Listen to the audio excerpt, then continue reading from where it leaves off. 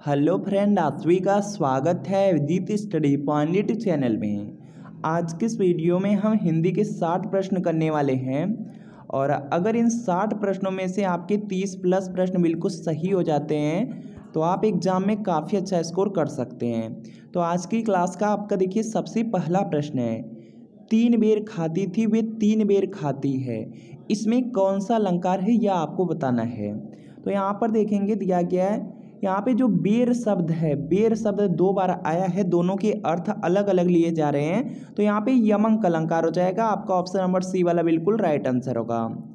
अगला प्रश्न आपका है यहाँ पे, प्रेमचंद के अधूरे उपन्यास का नाम है। तो इसका देखिए आपको यहाँ पे सही जवाब बताना है। तो यहाँ पे इसका जो राइट आंसर है यह देखिए हो जाएगा मंगलसूत्र हो जाएगा। आपके ऑप्शन नंबर सी में दिया गया है तो सी आपका राइट आंसर होगा। इसके बाद देखिए अगला प्रश्न है कि वीर गाथा काल का कवि नहीं है। तो इसका देखिए आपको यहाँ पे सही जवाब बताना है। तो यहाँ पे इसका राइट आंसर हो जाएगा, देखिए जो वीर गाथा काल था उस समय यहाँ पे चंद बरदाई थे, जैनिक थे और मधुकर थे, नामदेव नहीं थे। तो यहाँ पे बी वाला आपका राइट आंसर हो जाएगा, यह वीर गाथा काल के कवि नहीं हैं। इसके बाद देखिए अगला प्रश्न कि हिंदी दिवस इस दिन मनाया जाता है। तो इसका देखिए आपको यहाँ पे सही जवाब बताना है। आप जानते हैं जो हिंदी दिवस है या जो आपका राष्ट्रीय हिंदी दिवस है यह 14 सितंबर को मनाया जाता है। तो यहाँ पर आपको ऑप्शन नंबर बी वाला बिल्कुल राइट आंसर हो जाएगा। इसके अलावा आपके एग्जाम में पूछा जा सकता है विश्व हिंदी दिवस कब मनाया जाता है। तो जो आपका विश्व हिंदी दिवस है यह आपका यहाँ पे 10 जनवरी को मनाया जाता है। यह पॉइंट आप लोग याद रख लेंगे, आपके एग्जाम में पूछा जा सकता है। इसके बाद देखिए अगला प्रश्न आपका यहाँ पर है कि अघोष वर्ण कौन सा है। तो इसका देखिए आपको यहाँ पे सही जवाब बताना है। अघोष वर्ण दिया गया, अघोष वर्ण में वर्ग के जो यहाँ पे आपके पहले और यहाँ पे जो दूसरे वर्ण आते हैं यह अघोष के अंतर्गत होता है। दूसरा आपका यहाँ पे घोष होता है या आपका सघोष होता है। और इसमें देखेंगे वर्ग का जो आपका तीसरा चौथा पांचवा वर्ण आते हैं। और इनमें से देखेंगे कुछ भी आपका नहीं दिया गया है। यहाँ पर आप लोग देखेंगे तो जो स दिया गया है यह भी अघोष वर्ण के ही अंतर्गत आता है। तो यहाँ पे डी वाला आपका यहाँ पे क्या होगा, बिल्कुल राइट आंसर हो जाएगा। इसके बाद देखते हैं यहाँ पे नेक्स्ट प्रश्न है, अनुनासिक का संबंध है। तो यहाँ पे इसका राइट आंसर हो जाएगा, जो अनुनासिक यहाँ पे होता है इसमें यहाँ पे नाक और मुंह दोनों का संबंध होता है। तो यहाँ पे क्या होगा, सी वाला आपका राइट आंसर हो जाएगा। अगला प्रश्न आपके सामने जल्दी से प्रयास करेंगे, दिया गया है आपका यहाँ पे शुद्ध वर्तनी का चयन करें। तो यहाँ पर देखिए दिया गया है, बेसिकली लिखा गया निदर्शन। निदर्शन कौन सा यहाँ पे शुद्ध है यह आपको बताना है। और यहाँ पर अगर आप लोग देखेंगे तो 2 जगह यहाँ पे बिल्कुल सेम लिखा गया है। तो यहाँ पे बी वाला और यहाँ पे जो आपका दिया गया है डी वाला, यहाँ पे देखेंगे जो बी और डी है दोनों आपके यहाँ पे राइट हो जाएंगे, दोनों सेम है तो दोनों ही राइट होंगे। इसके बाद देखिए अगला प्रश्न आपका यहाँ पर है, शुद्ध वर्तनी का चयन करें। तो इसका देखिए आपको सही जवाब बताना है। तो यहाँ पर आप लोग देखेंगे ध्यान से तो सच्चिदानंद शब्द लिखा गया है और जो सच्चिदानंद लिखा गया है बी वाले में, तो बी वाला क्या होगा, आपका राइट आंसर हो जाएगा। इसके बाद देखते हैं यहाँ पे नेक्स्ट प्रश्न है, कोई दूर घाट तो कोई वीर घाट, इसका अर्थ है। तो यहाँ पे इसका राइट आंसर हो जाएगा तालमेल न होना। कोई दूर घाट तो कोई वीर घाट, इसका मतलब है कि तालमेल न होना। तो यहाँ पे क्या होगा, बी वाला आपका राइट आंसर हो जाएगा। अगला प्रश्न है कि थाली का वैगन, इससे क्या अभिप्राय है। तो यहाँ पे हो जाएगा कि सिद्धांतहीन व्यक्ति। थाली का वैगन क्या होगा, सिद्धांतहीन व्यक्ति। तो ए वाला आपका राइट आंसर होगा। अगला प्रश्न आपका यहाँ पे दिया गया है, यहाँ पे देखिए आपको बताना है 4 यहाँ पर देखेंगे सेंटेंस के थोड़े थोड़े आपके पार्ट दिए गए हैं, भाग दिए गए हैं, उसमें किसमें गलती यह आपको बताना है। तुम कक्षा में आते हो तो तुम्हारी पुस्तक साथ क्यों नहीं लाते, कोई त्रुटि नहीं। तो यहाँ पे क्या होगा, इसका शुद्ध वाक्य होगा कि तुम कक्षा में आते हो तो अपनी पुस्तक साथ क्यों नहीं लाते। तुम्हारी पुस्तक नहीं होता, क्या होता, अपनी पुस्तक। तो गलती किस में है, बी वाले पार्ट में है। तो यहाँ पे क्या होगा, बी वाला पार्ट आपका क्या होगा, राइट आंसर हो जाएगा। गलती वाला ही आपसे पूछा गया है। अगला प्रश्न की शुद्ध रूप का चयन करें। तो इसका देखिए आपको यहाँ पे सही जवाब बताना है। तो पहला दिया गया कि फल बच्चे को काट कर खिलाओ। और इसके बाद देखेंगे यहाँ पे आपको दिया गया कि बच्चे को काट कर फल खिलाओ, बच्चे को फल काट कर खिलाओ। इसके बाद देखिए दिया गया काट कर फल बच्चे को खिलाओ। अगर आप लोग ध्यान से पढ़ेंगे तो दिया गया है आपका यहाँ पे जो आपके यहाँ पे देखेंगे सी वाले में दिया गया है कि बच्चे को फल काट कर खिलाओ, फल को काटना है, तो यहाँ पे क्या होगा, सी वाला आपका बिल्कुल राइट आंसर हो जाएगा। इसके बाद देखते हैं यहाँ पे नेक्स्ट प्रश्न है, जल्दी से आप लोग भी प्रयास करेंगे कि दो वर्णों के मेल में होने वाले विकार को क्या कहते हैं। जब देखेंगे वर्णों का यहाँ पे वर्णों का जो मेल होता है उसमें यहाँ पे जो विकार होते हैं उसको संधि कहा जाता है, तो यहाँ पे ए वाला आपका राइट आंसर होगा। अगला प्रश्न है कि पवित्र का सही संधि विच्छेद है, तो इसका देखिए आपको सही जवाब बताना है। जो देखेंगे यहाँ पे पवित्र शब्द या पोधन इत्र से बनता है, तो यहाँ पे क्या होगा, डी वाला आपका राइट आंसर हो जाएगा। अगला प्रश्न है कि किस शब्द में आवा प्रत्यय नहीं है, तो इसका देखिए आपको यहाँ पे सही जवाब बताना है। तो यहाँ पर देखेंगे दिया गया किस शब्द में आवा प्रत्यय नहीं है, तो दिखावा में आवा प्रत्यय, चढ़ावा में आवा प्रत्यय, भुलावा में आवा प्रत्यय, लेकिन यहाँ पे आवा शब्द ही दे दिया गया है, तो यह आपका प्रत्यय के अंतर्गत नहीं आएगा, यह प्रत्यय ही है, कोई शब्द नहीं है, तो यहाँ पे क्या होगा, सी वाला आपका राइट आंसर होगा। अगला प्रश्न है कि निम्न में उपसर्ग रहित शब्द है, तो इसका देखिए आपको सही जवाब बताना है।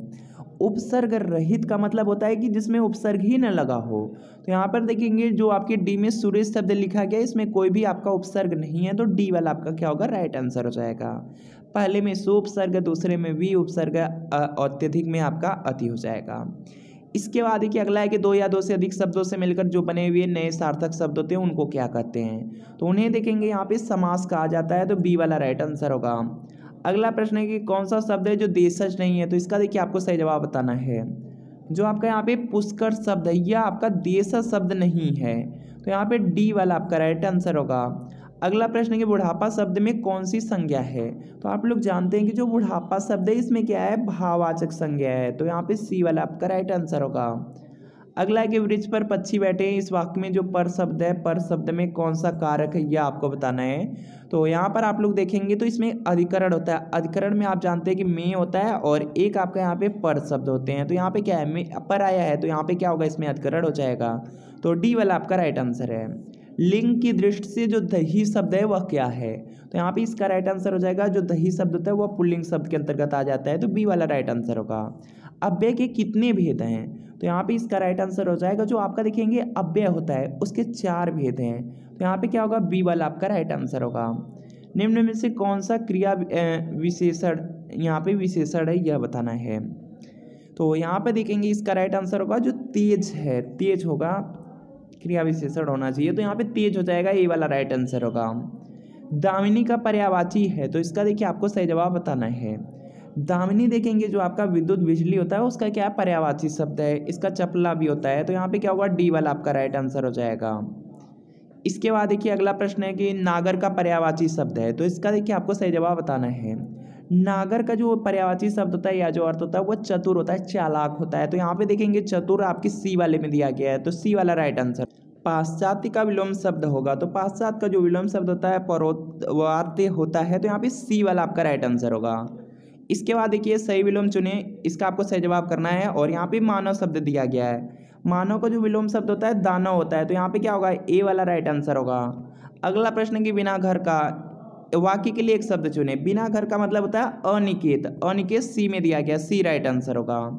मनुष्य मृत्यु को असुंदर ही नहीं बल्कि खालिस्तान भी मानता है, जो देखिए मनुष्य है वह मृत्यु को असुंदर और इसके साथ साथ अपवित्र मानता है, तो यहाँ पे क्या होगा, डी वाला राइट आंसर होगा। जब तक वह घर पहुंचा तब तक उसके पिता जा चुके थे वाक्य है, तो यहाँ पर ध्यान से वाक्य आप लोग पढ़ेंगे तो मिश्र वाक्य के अंतर्गत आएगा, तो सी वाला राइट आंसर होगा। विस्मय देखिए अस्थाई भाव किस रस का यह बताना है, जो देखिए यहाँ पे विस्मय है यह देखेंगे अद्भुत रस का अस्थाई भाव है, तो बी वाला राइट आंसर होगा।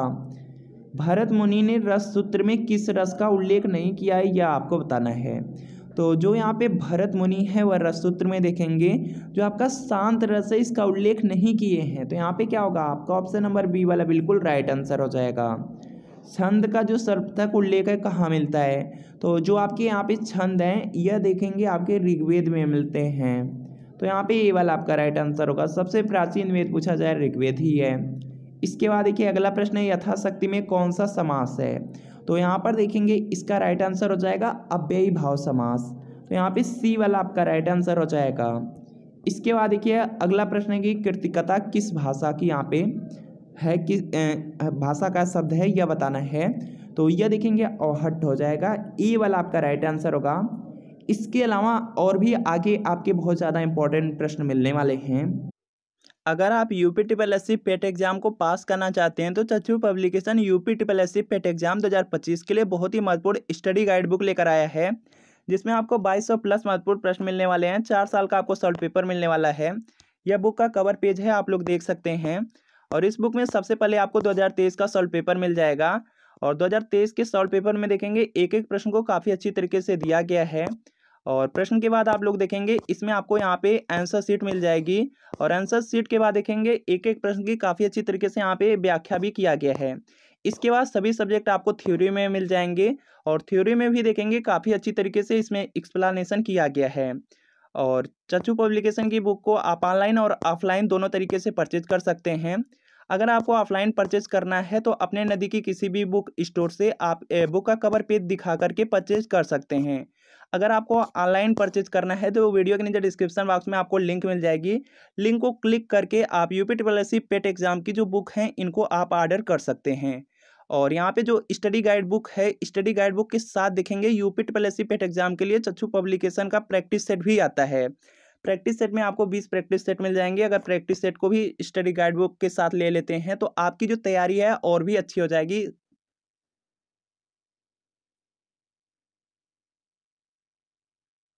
मच्छरों के प्रकोप के संबंध में शिकायत पत्र लिखना हो तो किसे आप पत्र लिखेंगे? तो यहाँ पे इसका जो राइट आंसर है यह देखेंगे आपका यहाँ से हो जाएगा माननीय स्वास्थ्य अधिकारी को। तो यहाँ पे ई वाला आपका राइट आंसर होगा।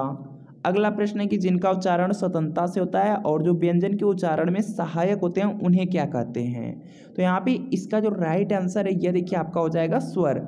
जिनका उच्चारण स्वतंत्रता से हो और जो व्यंजन के उच्चारण में सहायक भी हों वह स्वर होते हैं। तो बी वाला राइट आंसर होगा। अगला प्रश्न है ई है बड़ी ये च छ ज झ इ आदि का उच्चारण किससे होता है? तो यहाँ पे इसका जो राइट आंसर है यह देखिए आपका हो जाएगा तालु से होता है। आपको पता है कि जो च वर्ग है, च वर्ग में जितने भी वर्ड आते हैं सभी का उच्चारण स्थान तालु है। तो यहाँ पे तालु होगा, सी वाला राइट आंसर होगा। क वर्ग आपका यहाँ पे क वर्ग का जो उच्चारण स्थान है कंठ होता है, यह भी जानते हैं। इसके बाद देखेंगे आपका आ जाता है ट वर्ग आ जाता है। ट वर्ग में आपका मूर्धा हो जाता है। इसके बाद त वर्ग होता है। त वर्ग में आपका यहाँ पे दंत हो जाता है उच्चारण स्थान। इसके बाद देखेंगे आपका यहाँ पे प वर्ग होता है। प वर्ग में ओष्ठ से होता है। तो इसको भी आप लोग याद रख लेंगे। चलिए अगला प्रश्न है कि एक से अधिक वर्डों के मेल को कहते हैं। तो यहाँ पे इसका राइट आंसर हो जाएगा व्यंजन कहा जाता है। सी वाला राइट आंसर होगा। निम्नलिखित शब्दों से स्वर संधि को पहचानिए। तो यहाँ पर देखेंगे जो पुस्तकालय शब्द दिया गया, पुस्तक धन आलय से बना है। पुस्तक में का लास्ट में अ और यहाँ पे आलय में आ मिल रहा है। तो दोनों आपके स्वर ही हैं और इससे आ बनता है और स्वर दीर्घ स्वर संधि रहती है। तो यह क्या है आपका यहाँ पे स्वर संधि का उदाहरण है। तो यहाँ पे क्या होगा ए वाला आपका राइट आंसर होगा। अगला प्रश्न है कि मुंबई में गगनचुंबी इमारतें बहुत हैं। रेखांकित शब्द में कौन सा समास समाहित है यह बताना है। जो गगनचुंबी शब्द है इसमें आपका तत्पुरुष समास है। तो यहाँ पे ए वाला राइट आंसर होगा। हमें अपशब्द नहीं बोलना चाहिए। व्याकरण की दृष्टि से रेखांकित शब्द क्या है? तो यहाँ पर देखेंगे इसका राइट आंसर हो जाएगा जो अपशब्द है। इसमें देखेंगे आपका जो अप लगा हुआ है यह उपसर्ग है। तो यहाँ पे क्या होगा सी वाला राइट आंसर होगा।